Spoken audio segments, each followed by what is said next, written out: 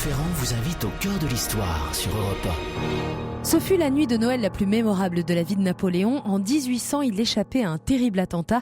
Franck Ferrand nous le raconte cet après-midi. Bonjour Franck. Bonjour Anissa, bonjour à tous. Ce crime politique est entré dans l'histoire sous le nom d'attentat de la rue Saint-Nicaise. Pour nous en parler, j'ai demandé au directeur de la Fondation Napoléon de nous rejoindre. Thierry Lenz arrive de Bordeaux exprès pour nous. Puis à la fin de l'émission, vous répondrez à la question de Fabienne. Fabienne souhaite connaître l'origine de l'aspirine. L'aspirine volontiers. Pour le moment, c'est une nuit de fête certes un peu difficile que je vous propose de revivre, celle de Bonaparte, premier consul. Voici l'histoire d'un Noël qui n'est pas un Noël, car ce qu'il faut bien vous dire, c'est que dans la France issue de la Révolution, les traditions religieuses ont, en tout cas officiellement, perdu droit de cité. Alors, nous sommes là en 1800 et il est vrai qu'en 1800, les choses ont tendance à revenir. Les rites ont la peau dure, vous savez, et en cette année-là, des messes de Noël vont avoir lieu un petit peu partout en France. Elles sont tolérées, mais elles ne sont tolérées que dans des oratoires privés. Ce qui veut dire d'ailleurs qu'on va tomber sur cette situation un peu paradoxale, d'avoir des messes qui se tiennent dans des salons de maison juste à côté d'églises qui, elles, sont désaffectées. Mais enfin, c'est tout le paradoxe de cette période révolutionnaire et post-révolutionnaire. Du reste, on n'est pas vraiment un 24 décembre, puisque le nouveau calendrier républicain en vigueur, lorsque vous le regardez, n'indique pas du tout 24 décembre, mais 3 nivoses. Comprenez que nous sommes dans une période tout à fait intermédiaire, complexe à comprendre pour nous, bien entendu, puisque l'ordre vient d'être rétabli, et il le sera encore davantage dans les mois qui suivront, alors que, évidemment, tous les anciens repères issus de la France de l'Ancien Régime, eux, sont partis. Napoléon a fait son fameux coup d'État, vous savez, le 18 Brumaire en 8, donc on en sort tout juste de ce coup d'État. Il y a eu dans un premier temps, on a installé un consul, enfin des consuls provisoires. Les institutions sont dissoutes avec toute licence de créer une nouvelle constitution. Et puis, 3 consuls vont prendre le pouvoir, Bonaparte, Cambacérès et Lebrun. La vérité, vous avez bien compris, c'est que ce triumvirat cache le pouvoir d'un seul homme, puisque l'ensemble du pouvoir exécutif est détenu par Bonaparte.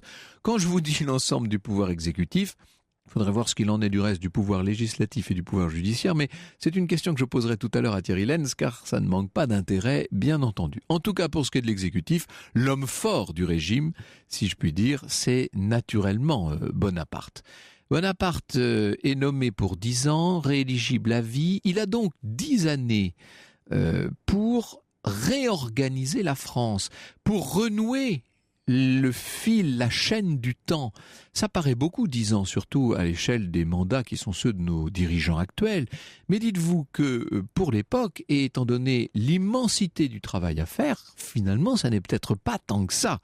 Napoléon affirme son pouvoir pleinement, je dis Napoléon, Bonaparte devrais-je dire encore, il n'est pas empereur bien sûr. Hein.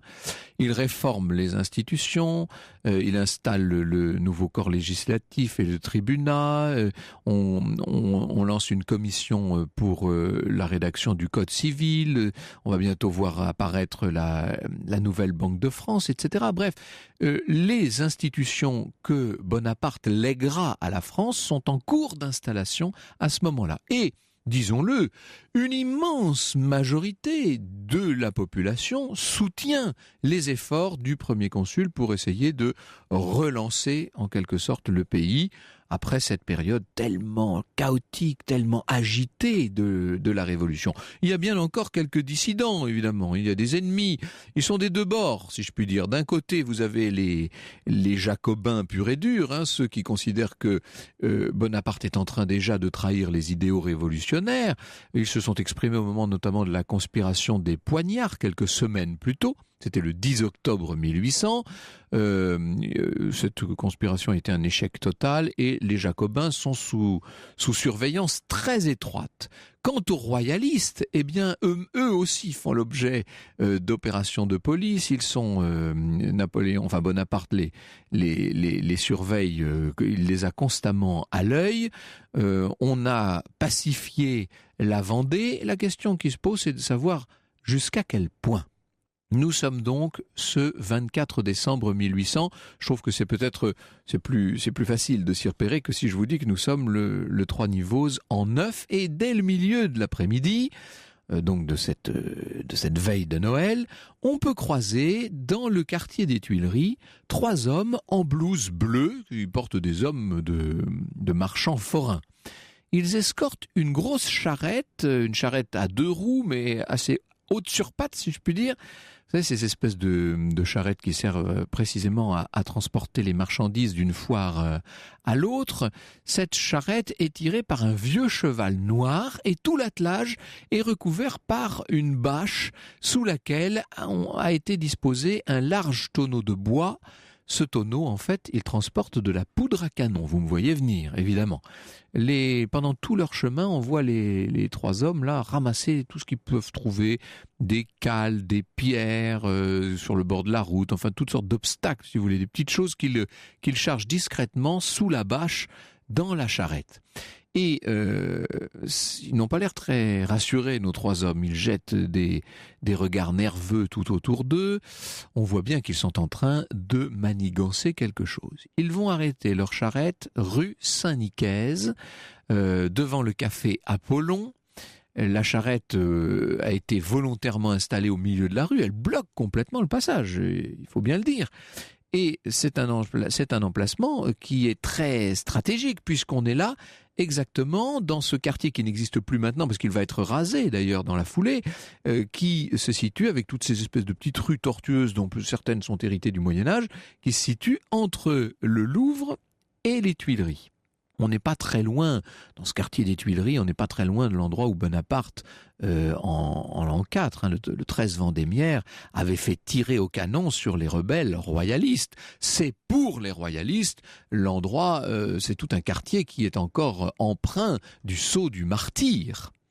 Il est 7h30 du soir, donc il fait totalement nuit, bien entendu. Un des 3 hommes se rend vers la grille des Tuileries. Celui-là, c'est le guetteur. Il se met en position, c'est lui qui est chargé de prévenir ses 2 complices lorsque le convoi du consul sortira des Tuileries. Les 2 autres... les 2 autres sont très occupés pour l'instant à éparpiller des pierres amassées tout le long de la route pour créer des obstacles supplémentaires, avec l'idée de ralentir le convoi et peut-être d'obliger même certaines voitures à faire des détours, vous voyez, à ne pas cheminer trop droit et surtout trop vite. Dès que le convoi passe à sa hauteur, le guetteur va devoir lever son chapeau pour indiquer à ses complices que l'opération peut commencer. Ils ont offert à une fillette, elle s'appelle Marianne Pezol, la fillette en question. Ils lui ont offert 12 sous pour qu'elle tienne la bride du cheval en leur absence. Ils se disent qu'on ne va pas se méfier d'une petite fille, évidemment. Il fait très froid ce soir-là, mais la petite fille accepte parce que, évidemment, 12 sous pour elle, c'est une somme importante. Comment s'appellent nos 3 hommes ? Ils s'appellent Limoëlan, Saint-Régent et Carbon. Vous pouvez déjà retenir leur nom car bientôt ils vont entrer dans l'histoire. Franck Ferrand vous conte l'histoire sur Europe 1. Nous sommes au cœur de l'histoire de Napoléon. Cet après-midi, Napoléon Bonaparte. Franck Ferrand, vous nous racontez cette nuit du 24 décembre 1800 dans la rue Saint-Nicaise. Alors, en ce 24 décembre qui ne porte plus son nom, il faut imaginer ce qui se passe tranquillement dans les beaux salons des Tuileries. Joséphine a décidé qu'elle emmènerait ce soir-là son mari à l'opéra. Il n'a pas du tout envie, Bonaparte, mais bon, après tout, il sait que c'est le 24 décembre et c'est une belle soirée. On doit donner la toute première audition d'un oratorio de Haydn qui s'appelle La création du monde. Vous savez, ce qui fait la particularité de ce morceau de musique, c'est la très grande, son caractère imposant. 250 musiciens et chanteurs parmi les plus réputés. On a beaucoup parlé de cette représentation. En quelque sorte, ça doit être une des grandes soirées parisiennes de l'année. Et donc, Joséphine de Beauharnais estime, enfin, on devrait l'appeler maintenant Joséphine Bonaparte, estime qu'elle se doit d'être là. Elle a convaincu, enfin, ça n'a peut-être pas été très facile, mais elle a fini par convaincre Bonaparte de l'accompagner. Ils sont attendus pour 8 heures à l'opéra qui se trouve rue de la Loi. Ça vous dit pas grand-chose, c'est un peu comme le Trois-Niveaux, ça. La rue de la Loi, c'est tout simplement la rue de Richelieu actuelle, enfin, qui était déjà d'ailleurs avant ça, la rue de Richelieu, dans le 1er arrondissement de Paris. C'est toutes les rues, toutes les places, tout a été rebaptisé à cette époque-là. une escorte de grenadiers à cheval attend près de la voiture de Joséphine dans la cour des Tuileries, mais il y a également une voiture qui a été prévue pour le premier consul, et puis une autre voiture pour la suite, et encore une autre voiture pour des gardes. Enfin bref, il y a 5 ou 6 voitures comme ça qui doivent s'ébranler. C'est tout un petit convoi, bien entendu, tout un petit convoi officiel qui doit quitter le palais des Tuileries, passer par la place du Carrousel, et quand on fait ce chemin pour se rendre jusqu'à la rue de Richelieu, tout ça n'est pas loin, hein, on est dans le plein cœur de Paris, bien entendu. Lorsqu'on fait ce chemin-là, on passe par la rue Saint-Nicaise, qui d'ailleurs, plus loin, se prolonge par la fameuse rue de la Loi. C'est un trajet qui doit faire, en tout, ça fait sans doute, je regarde ça comme ça, mais à vol d'oiseau, ça fait sans doute moins d'1 kilomètre. Bon. Mais c'est un trajet qui, en vérité, pourrait se révéler beaucoup plus long que prévu. Dans cette rue Saint-Nicaise, il y a toutes sortes de commerçants. Je vous ai dit qu'il y avait des cafés. Et comme on a quand même bien l'intention de faire la fête en ce 24 décembre 1800, il y a une certaine agitation. Il y a des gens en train de transporter des vivres, des paniers d'huîtres, etc. Encore une fois, il fait un froid terrible. Le premier consul a fini par monter dans sa voiture, il somnole plus ou moins sur son siège. Dans cette voiture figure aussi à ses côtés Berthier, le ministre de la Guerre, Lannes, Lauriston qui est l'aide de camp de Bonaparte. Son cocher est monté à la place du cocher, bien entendu, et le voilà qui lance la voiture à vive allure. On pense, alors ça, il y a plusieurs auteurs qui disent ça, que le cocher César était un peu ivre ce soir-là, et ça n'a peut-être pas arrangé les choses. Enfin bon, ou peut-être est-ce que ça a finalement sauvé nos personnages. Au passage du convoi, lorsqu'on franchit les grilles des Tuileries, vous savez que Limoëlan est là, il est censé normalement prévenir ses acolytes en levant son chapeau. Sauf qu'en l'occurrence, il est complètement débordé, il n'avait pas vu arriver le convoi qui roule à vive allure. Bonaparte est déjà engagé dans la rue et le bonhomme n'a pas prévenu ses complices. Ce qui fait que les deux autres, lorsqu'ils voient le convoi leur foncer comme ça sur eux, ils sont complètement paniqués, ils ne savent pas quoi faire. Il y en a un des deux qui détale à la vue de la voiture consulaire.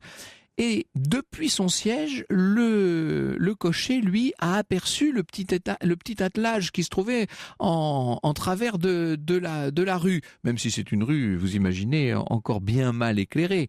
La voiture est lancée à vive allure. Il arrive à faire tourner bride aux chevaux, ce qui n'est pas évident. Il évite l'espèce de petit attelage, là, il l'évite de peu. Bonaparte est quand même très secoué. On dit que dans la voiture, tout le monde se retrouve plus ou moins sur les genoux, ça ne doit pas être très agréable, mais ce sont ces voitures du tout début du 19e siècle qui sont extrêmement bien suspendues, vous savez. Celui des 3 conjurés qui tient le choc, c'est Saint-Régent. Lui a quand même le sang-froid d'allumer la mèche avant de prendre ses jambes à son cou. Il a 8 secondes avant que la machine infernale n'explose. Au moment où la voiture du premier consul est en train de tourner rue de la Loi, alors c'est la détonation, c'est la déflagration qui fait vibrer littéralement tout le quartier, qui fait tomber les vitres des fenêtres, détonation très assourdissante.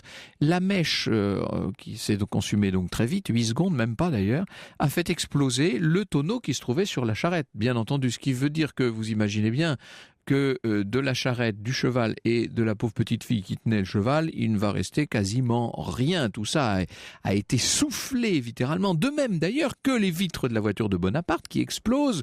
La voiture de Joséphine fait un écart si violent qu'elle manque d'être renversée. Une des roues sera carrément cassée. C'est un choc terrible. Ça va être une hécatombe. Il y a des corps qui jonchent le sol. Ceux qui sont encore debout sont complètement en état de choc. Il y a des gens qui vont être d'ailleurs complètement assourdis par cette affaire. Vous imaginez les autres chevaux, bien sûr, qui deviennent fous, qui sont indomptables. Ça se cabre, ça rue dans tous les sens. Les débris de voitures, les fenêtres, les bris de verre partout qui jonchent le sol. C'est une scène de désolation. Et les voitures ne s'arrêtent pas pour autant, bien entendu. Sitôt la secousse et la détonation ont passé, elles continuent leur route en direction de l'opéra. Alors à l'opéra, on n'avait pas attendu le premier consul. Les mœurs vont changer dans 3 ans, évidemment, avec l'Empire. Mais pour là, comme ils sont très en retard, les premières notes, les premières mesures de la création du monde avaient résonné. Et là, on entend la détonation, puisqu'encore une fois, on est tout près de là. C'est une détonation qui a fait un bruit terrible. Aussitôt, on arrête la musique. Vous imaginez le brouhaha, le murmure dans la salle. On se dit, mais alors, est-ce que... Parce qu'on pense bien que c'est un attentat. Tout le monde a à l'esprit ce qui s'est passé dans les semaines précédentes. D'ailleurs, on sait que la vie du premier consul est tout à fait en danger. Et on se demande si, oui ou non, Bonaparte est mort. On regarde la porte de la loge, on regarde, on attend, on discute. Certains sont debout, certains sortent pour essayer de se renseigner.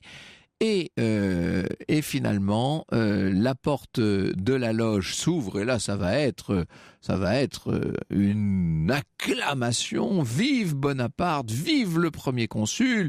Bonaparte fait comme si de rien n'était. Il s'assied, la musique reprend. À la fin du concert, il reprendra sa voiture pour rentrer aux Tuileries. Et là, c'est une foule immense qui l'attend pour l'acclamer. Finalement, pour lui, on peut dire que ce baptême du feu urbain n'aura peut-être pas été inutile. Franck Ferrand vous conte l'histoire sur Europe 1. Nous revenons avec vous, Franck Ferrand, à l'attentat de la rue Saint-Nicaise cet après-midi auquel a réchappé Napoléon Bonaparte. Un attentat qui a fait beaucoup de morts, quand même. 26 morts, une cinquantaine de blessés. Il y a une quarantaine de maisons qui sont complètement endommagées, une dizaine de boutiques dont il faut refaire la façade. Enfin, je vous signale tout ça, je rappelle tout ça pour montrer l'importance de l'attentat. Ça n'a pas été... c'est pas une bombinette qui vient de sauter. Encore une fois, les corps démembrés, éparpillés, tout ça a été décrit dans la presse et dans la Gazette de France du 7 niveaux en 9, une presse totalement reprise en main évidemment à l'époque. Dans la Gazette de France du 7 niveaux en 9, donc 4 jours plus tard, on parle d'une véritable décharge de mitraille.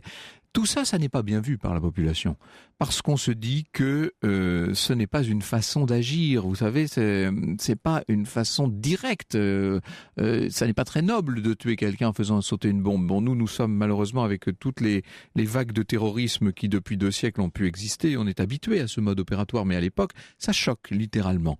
C'est Joseph Fouché, le ministre du premier consul, qui racontera il dira le brûlement de la mèche, l'effet de la poudre et de l'explosion, tout fut calculé et il en profite pour dénoncer l'atrocité froide de la combinaison avec en arrière-pensée déjà, selon lui, les milieux royalistes. Mais ça ne fait pas l'affaire du premier consul qui lui veut qu'on accuse les jacobins. Il est convaincu, Bonaparte est convaincu que ce sont les jacobins qui ont fait un nouveau coup comme le 10 octobre.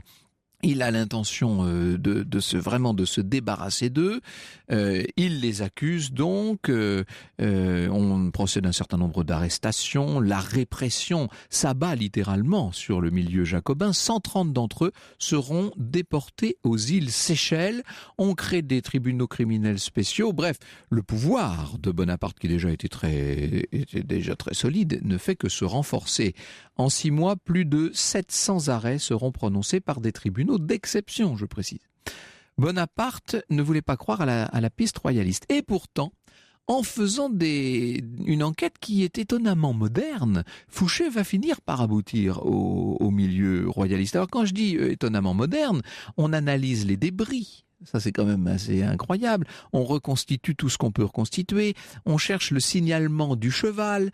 On infiltre les milieux royalistes exactement comme on ferait aujourd'hui. Ce sont des méthodes de police modernes. Ça, c'est assez extraordinaire. Et on va comme ça réussir à remonter jusqu'au vendeur de la jument qui s'appelle Lambel.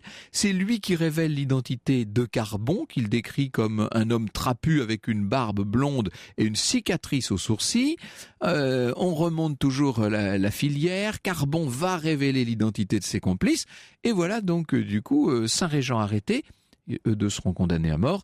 Quant à Limoëlan, lui, il parvient à s'enfuir aux États-Unis et d'ailleurs il finira prêtre, ce brave homme, voyez-vous. Alors là, la répression qui s'abat maintenant sur le milieu royaliste est terrible. On en profite pour liquider, si je puis dire, les derniers chouans. Pas tout à fait les derniers, parce que on les verra agir encore en 1803 et dès l'année suivante, Bonaparte leur donnera le coup de grâce avec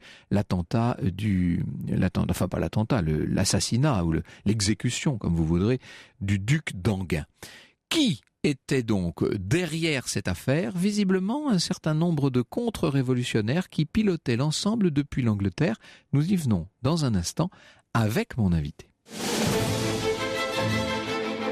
Bonjour Thierry Lenz. Bonjour Franck. Cette affaire pose beaucoup de questions, alors des questions pratiques et concrètes, nous allons y venir dans un instant, et puis des questions plus politiques, plus générales. Vous êtes l'expert de tout ça. Europe 1, au cœur de l'histoire. Franck Ferrand. Jusqu'à 15h au cœur de l'histoire sur Europe 1. Nous revenons avec vous, Franck Ferrand, à l'attentat de la rue Saint-Nicaise avec votre invité Thierry Lenz. Il est directeur de la Fondation Napoléon et nous avons déjà beaucoup de réactions. Notamment pas mal de tweets. Jean-Marc nous dit que cet attentat semblait connu des Anglais avant qu'il n'arrive. On va voir pourquoi tout à l'heure, justement, même assez vite. Et puis, c'est Jean-Paul qui pose cette question, Thierry Lenz. Est-ce qu'il s'agit du premier attentat à la voiture piégée ? Oui, on peut le dire. Enfin, en tout cas, attentat contre un chef d'État et avec une telle violence, oui, bien sûr. Hein, c'est vous l'avez signalé, c'était une bombe, une machine infernale qui devait être dévastatrice et qui, si elle a manqué son but principal, n'a pas manqué les quelques innocents qui se trouvaient dans le quartier. Oui, ça, oui, bien sûr, ça a fait une belle illumination de Noël. Hein, oui, si d'ailleurs, vous donniez 26 tout à l'heure. Oui. C'est effectivement sans doute le bilan final parce que beaucoup de gens sont morts après. Oui, voilà. En fait, les Carbon et Saint-Régent ont été jugés seulement pour 4. Mais enfin, ils ont été condamnés à mort quand même assez rapidement. Oui, c'est-à-dire que on ne les a jugés que pour les 4 morts immédiats, initiaux, pas ceux qui sont morts des suites de leur blessure. La patronne de l'auberge est morte plusieurs semaines après. Elle avait un chaudron enfoncé dans la poitrine, donc elle a eu du mal à survivre, évidemment. Oh là là, oui, et puis ça devait pas être très facile à transporter, naturellement. Un peu d'humour noir ne fait jamais de mal dans ce genre d'affaires. Dans cet attentat de la rue Saint-Nicaise, on est surpris de voir la modernité des mesures mises en œuvre par la police. On pourrait presque parler de police scientifique avant l'heure. Oui, c'est vrai. Il y a eu, comme vous le signaliez, on a examiné les débris. Alors, on a même promené la tête du cheval chez les marchands de chevaux. Hein. En fait, les marchands connaissaient bien leurs bêtes, évidemment, et donc c'est ainsi qu'on a pu l'identifier. Et puis, il y avait eu aussi un travail en amont qui avait été fait par la police de Fouché, qui avait infiltré à peu près tout le monde. Sur l'attentat de la rue Saint-Nicaise, ils n'ont pas eu d'informations en amont, mais vous parliez tout à l'heure de la conspiration des poignards. Il y a très longtemps qu'ils savaient que les Jacobins allaient essayer de tuer Bonaparte à l'opéra. La conspiration de l'opéra avec des poignards, et en fait Fouché les a attirés dans un piège pour les prendre en flagrant délit. Là, et c'est ce qui a rendu Bonaparte furieux, il n'avait pas vu venir un coup aussi fort. Alors ce qui est étonnant, c'est de voir qu'en un an, puisque le coup d'État a eu lieu à peine 13 mois plus tôt, en un an, Bonaparte a déjà mis en place tout ce système, et notamment grâce à Fouché, cette police très efficace. Oui, alors Fouché est en place à la police déjà sous le Directoire, donc il a préparé tout ça. Mais disons que Bonaparte lui a laissé relativement les mains libres pour organiser la police, tout en organisant lui-même des polices parallèles. On est déjà en pleine guerre des polices, puisque la gendarmerie, très nombreuse à l'époque en France, ne dépend pas du ministère de la police. Et surtout, Bonaparte a créé, grâce à un de ses aides de camp favoris, Duroc, qui sera plus tard le grand maréchal du palais, il a créé une police secrète qui est exclusivement celle du palais. Ses premiers regards se portent vers les Jacobins, en fait. Bonaparte est convaincu qu'il vient de survivre à un attentat jacobin. Oui. Alors, on ne saura jamais s'il croyait vraiment. Ou s'il faisait semblant d'y croire. Ou s'il faisait semblant d'y croire, mais c'est vrai que, à tout point de vue, cet attentat... Donc plutôt de gauche, disons, pour simplifier. Oui, cet attentat est important parce qu'il a été un outil de renforcement du pouvoir. Et donc, à la fois sur la désignation d'abord des coupables jacobins, il fallait éliminer ce parti jacobin qui était quand même résiduel à Paris, mais enfin qui était quand même actif. On a prévu de déporter aux colonies 130 terroristes. En fait, seulement la moitié est partie, ce qui est déjà beaucoup. Encore une fois, il ne faut pas non plus considérer qu'on avait là affaire à de grands penseurs, à de grands, à des révolutionnaires de la trempe des Robespierre et de tous ceux qui avaient vécu dans la Révolution. Dans la Bonaparte et Fouché ont ciblé véritablement ce qu'on appelait les septembriseurs, c'est-à-dire ceux qui ont pratiqué les massacres de septembre. C'était quand même la lie du jacobinisme. C'était plutôt des criminels que des militants tout à fait purs. Je sens vibrer en vous la fibre du défenseur de Bonaparte. Évidemment. Non, mais il faut aussi ramener, parce que évidemment, on fait toujours de ce problème des déportés jacobins, on va dire une des atteintes à la liberté, oui, une à injustice, l'héritage. disons, une injustice. Alors, oui. il faut quand même reconnaître que là-dedans, il y a tous les bouchers qui ont découpé les prisonniers en tranches en septembre 92, oui, par exemple. Voilà. Oui. On règle de vieux comptes, disons. Voilà. Et puis, ce que démontrent les services de Fouché, c'est qu'en fait, on a affaire à un réseau royaliste. Alors, qui était à l'origine de ce complot et quel était le but des opérations ? Alors, il y a deux étapes dans la déclaration de guerre des royalistes à Bonaparte. La première, c'est jusqu'au mois de septembre 1800, les royalistes ne sont pas convaincus, mais ils espèrent que Bonaparte va rétablir la royauté. Et donc, à ce moment-là, il y a, on va dire, relativement le calme. D'ailleurs, Bonaparte rencontre Hyde de Neuville, un des leaders. Il rencontre Cadoudal dans son cabinet. Donc, on imagine qu'il va restaurer. Et puis, en septembre, il envoie cette fameuse lettre au comte de Provence, donc le futur Louis XVIII, en lui disant qu'il ne doit pas souhaiter son retour en France. Sinon, il lui faudrait marcher sur 100 000 cadavres. C'est une fin de non-recevoir. Et à partir de ce moment-là, va se développer, on va dire, la deuxième va prendre le dessus. C'est-à-dire que dans un premier temps, dans l'entourage du frère de Louis XVI, de celui qui se considère comme le roi Louis XVIII à l'époque, depuis la mort de son neveu, dans cet entourage-là, on pouvait penser que Bonaparte ferait en quelque sorte le lit de... On l'a pensé, oui. On l'a sérieusement pensé, puis on a eu des contacts. Hein. Tout ça ne se passe pas dans des vases clos, totalement sûr, clos. On a eu des contacts. Il y a dans l'entourage de Bonaparte des gens qui ont des contacts avec le parti royaliste, Talleyrand, Lebrun, Joséphine elle-même continue à avoir des contacts avec son ancien milieu. Et donc on a essayé de dialoguer. Et d'ailleurs, Bonaparte n'a pas répondu tout de suite, parce que la lettre de septembre 1800 est une réponse à une lettre que Louis XVIII, enfin le futur Louis XVIII, lui a adressée au mois de mai, et il a attendu la campagne d'Italie, la victoire de Marengo, pour voir un peu comment les choses allaient tourner. Alors, évidemment, compte tenu de ce qu'on sait de la personnalité de Bonaparte, il avait probablement pas l'intention de restaurer, mais il voulait pas se fermer cette option-là en cas de besoin. Ah, c'est intéressant. Ouais. Et c'est à partir du moment où il ferme totalement la porte, après cette lettre de septembre où il dit non, il n'en est pas question, que comme par hasard, les milieux royalistes vont se mettre à vouloir le supprimer. Voilà, parce qu'il y a deux tendances chez les royalistes. On va dire qu'il y a la tendance du comte de Provence, futur Louis XVIII, qu'on va négocier, on va garder une forme de majesté. Et puis il y a la tendance du comte d'Artois, le futur Charles X, qui elle est une tendance d'homme d'action. Alors tous, à l'exception du comte d'Artois, qui envoie toujours tout le monde au casse-pipe, mais qui lui n'est jamais là. Et là va donc se mettre en place ce qu'on a appelé l'agence anglaise ou le comité anglais, qui est donc cette organisation, on va dire cette organisation terroriste qui va préparer le premier attentat. Et on l'a appelé l'agence anglaise parce qu'elle a été volontairement, sciemment, et nous le savons, financée par le gouvernement britannique. Ce qui explique ce que disait notre auditeur tout à l'heure, que les Anglais savaient exactement ce qu'allait se passer. Oui, bien sûr, ils étaient bien au courant. Et on avait quand même une certaine pudeur, on appelait ça le coup essentiel, et on disait qu'on allait essayer d'enlever le premier consul. Évidemment, on a bien compris que si on pouvait pas l'enlever, on le tuerait. Oui, mais on commençait d'ailleurs par essayer de le tuer. Donc le but, c'est de décapiter le nouveau régime, en quelque sorte, tout pour préparer un débarquement, c'est ce qu'il faut dire. Alors il doit y avoir ça, tout ça doit être suivi d'un débarquement, alors d'un débarquement conduit par le comte d'Artois, donc déjà ils auraient dû se méfier, mais on a prévu en effet de faire débarquer alors d'abord quelques hommes sur les plages et puis de soulever tout l'ouest de la France en faveur de ce retour de la légitimité, comme on disait à l'époque. Ce qu'il faut bien comprendre, c'est que tous les royalistes, loin de là, ne sont pas partis qui en Angleterre, qui dans différents pays d'Europe.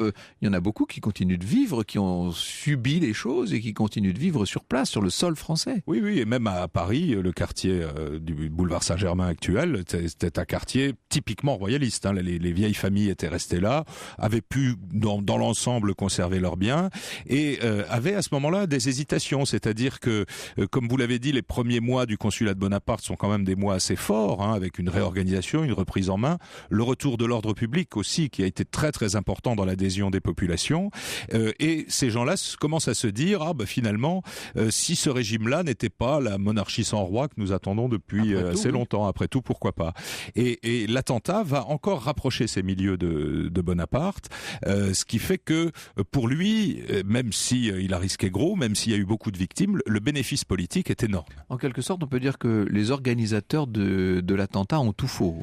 C'est comme ça qu'il faut le dire. Ils ont tout perdu. Ils ont tout perdu. Europe 1 au cœur de l'histoire. Franck Ferrand. Cet après-midi jusqu'à 15h, Franck Ferrand, vous nous parlez de l'attentat de la rue Saint-Nicaise contre Napoléon Bonaparte.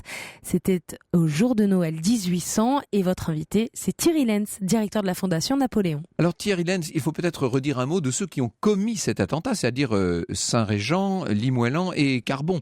Donc il y en a un qui est devenu Limoëlan, lui il est parti, aux États-Unis. Il est devenu prêtre, il a dû mourir dans les années 1820, donc il n'a aucune conséquence. Les deux autres étaient au fond c'était finalement des amateurs, enfin vous l'avez montré au cours du récit. C'est un peu les pieds nickelés, ce qui va d'ailleurs beaucoup faire réfléchir les conspirateurs royalistes qui, au moment où ils vont recommencer en 1803-1804, là vont envoyer sur place, on va dire, de vrais professionnels. Parce qu'en fait, il y a des gens derrière. Évidemment, ces trois lampistes là, derrière, il y avait des gens plus importants. Il y avait Cadoudal. C'est Cadoudal, probablement un des animateurs de ce réseau. On n'en est pas Oui, on n'est pas sûr de son implication directe dans l'affaire de la rue Saint-Nicaise parce qu'il y a, pardonnez-moi le parallèle, mais c'est un peu ça. On est un peu face à une nébuleuse, comme ce qu'on a connu ces dernières années, qui va être unifiée un petit peu plus tard. Par exemple, on sait que, informé de l'attentat de la rue Saint-Nicaise, du projet, Hyde de Neuville, qui était un des grands chefs de la complot royaliste, a refusé de participer, c'est-à-dire qu'il s'est retiré. Donc, vous voyez, il y avait aussi Hyde de Neuville qui est encore au-dessus de Cadoudal, si on peut dire. Oui, d'abord l'ampleur du personnage est bien supérieure, puisqu'il a eu un rôle historique ensuite beaucoup plus important, mais on voit bien que le parti royaliste n'est pas à ce moment-là un parti homogène, et en tout cas pas les équipes action en tout cas. Et là effectivement on a envoyé sur place les pieds nickelés. D'ailleurs ils étaient tellement pieds nickelés qu'il y a eu, je crois, 5 ou 6 acquittements au moment du procès. À l'époque on acquittait quand même un peu difficilement sur ce type d'événement. Là c'est vraiment parce qu'on s'est trouvé face à des gens qui ont été manipulés, se sont laissés faire. Oui, mais on a un peu l'impression que cette affaire n'a pas été tenue, qu'il n'y a pas de vrai chef, et que c'est d'ailleurs la raison de l'échec, parce que on a tué beaucoup de monde, mais on n'a pas tué les deux qu'on voulait tuer. Exactement, et notamment le principal, Bonaparte, quand même. L'échec montre bien que justement on a affaire en l'espèce à des amateurs, et puis surtout ils ont commis des erreurs psychologiques qui ont eu de graves conséquences, enfin de bonnes conséquences pour Bonaparte, mais de graves conséquences pour le parti royaliste. C'est l'emploi de cette petite fille, le fait qu'ils aient fait exploser la bombe dans un quartier populeux. Donc on a vraiment là, vous parliez. Ils auraient voulu se rendre impopulaires. Exactement. Et ne se seraient pas pris autrement. Exactement. Et ça a d'ailleurs fort bien marché, puisque vous le disiez, acclamation, Bonaparte. D'ailleurs, en plus, ce dont ils ne se rendaient pas compte, c'est que Bonaparte était très protégé. C'est-à-dire que, comme vous l'avez dit, il y a eu plusieurs tentatives d'attentats dans la première année, et du début à la fin, il a été toujours inaccessible. Il était probablement aussi inaccessible que ne sont nos présidents d'aujourd'hui, c'est-à-dire peut-être plus même. En fait, voilà, oui. Il avait une garde rapprochée, il était toujours protégé par des hommes en uniforme, mais aussi des hommes en civil.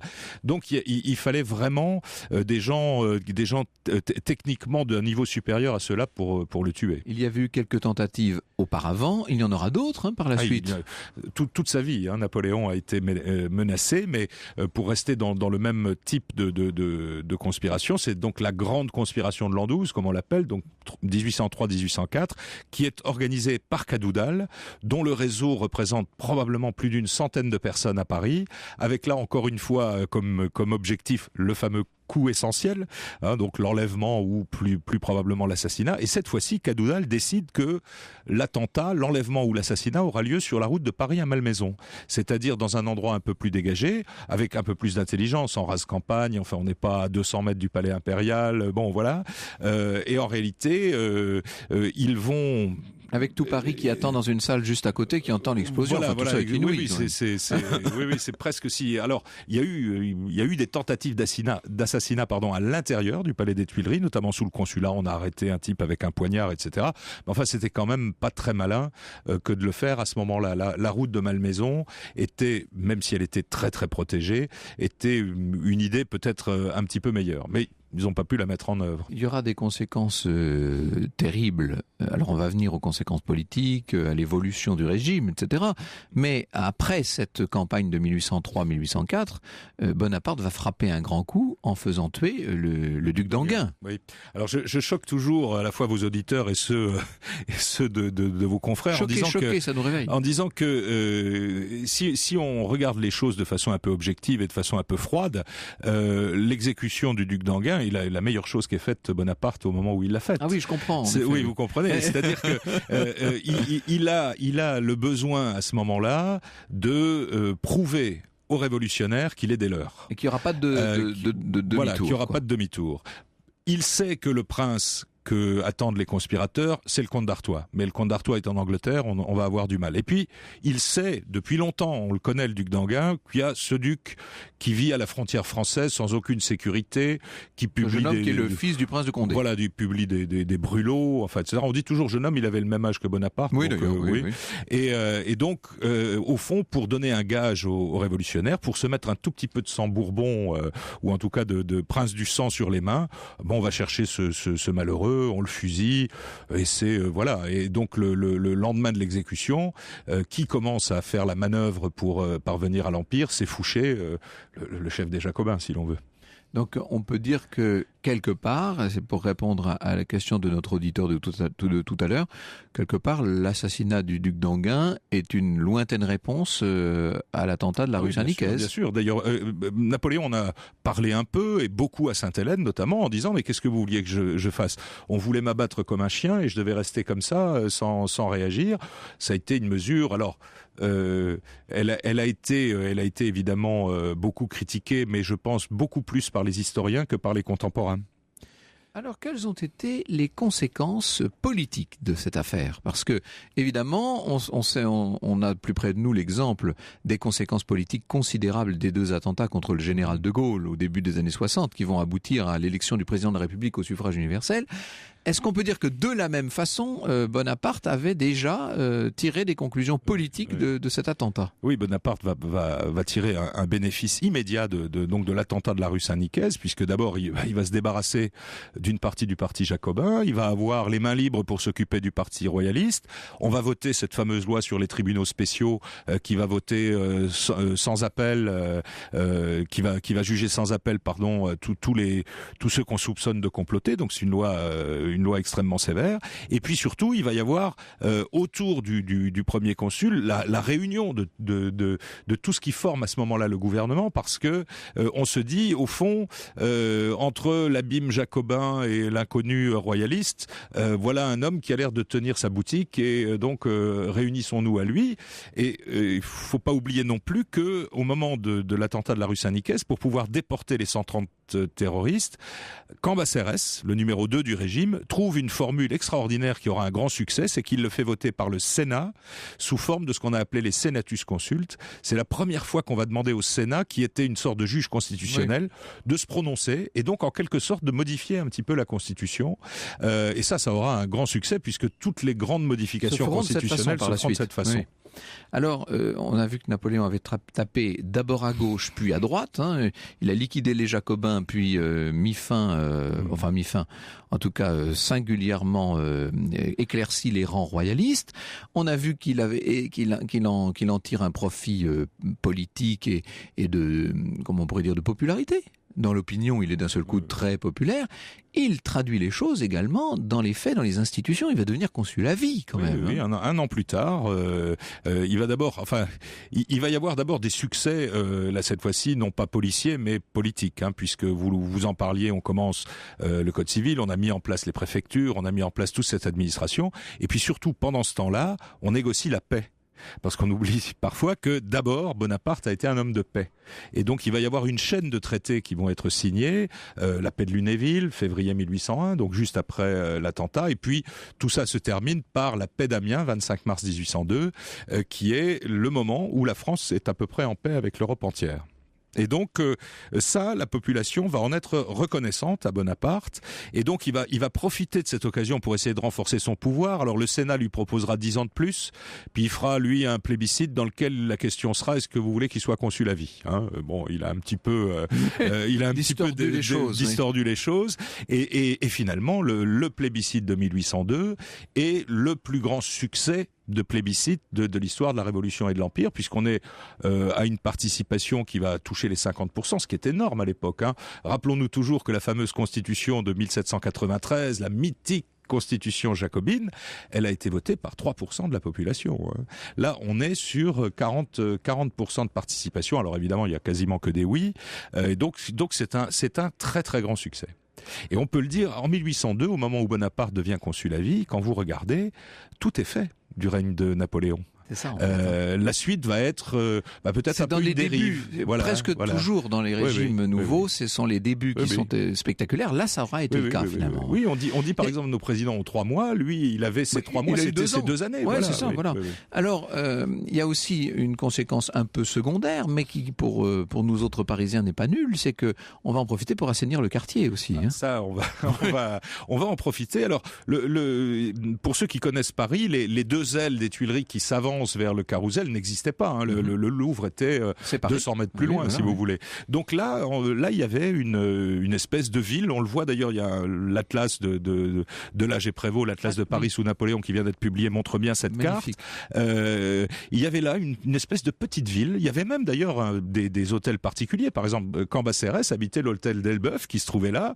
Et Bonaparte va en profiter pour dire, écoutez, puisque on veut relier le Louvre aux Tuileries, il faut nettoyer cette partie. Paris va être transformé, la République va être transformée, au point de devenir d'ailleurs bientôt un empire.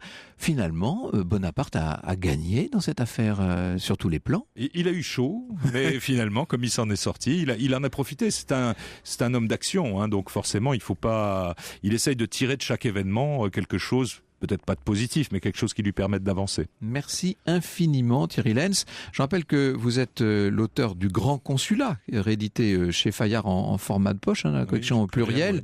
Et donc justement, où vous racontez toutes ces extraordinaires réformes de fond en comble. Merci beaucoup. Europe 1, au cœur de l'histoire.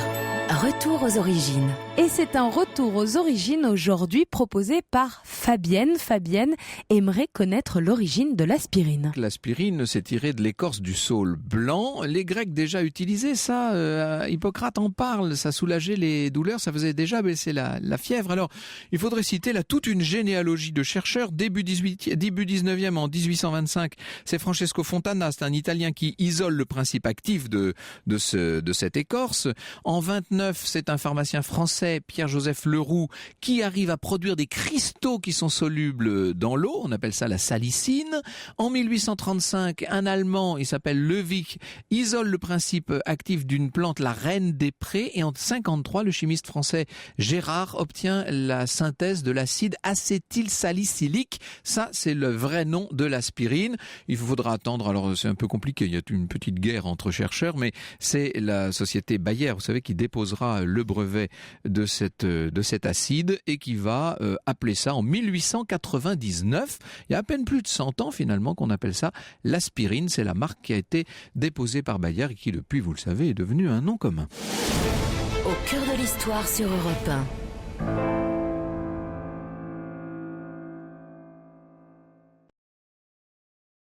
1. Europe 1. Il y a 50 ans, la révolte grondait sur les ondes.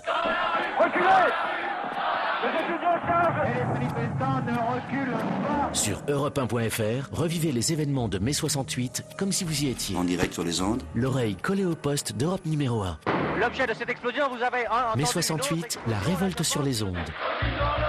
Un document sonore exceptionnel réalisé à partir des archives d'Europe 1. Le désordre est là. Mai 68, la révolte sur les ondes, à réécouter sur Europe1.fr.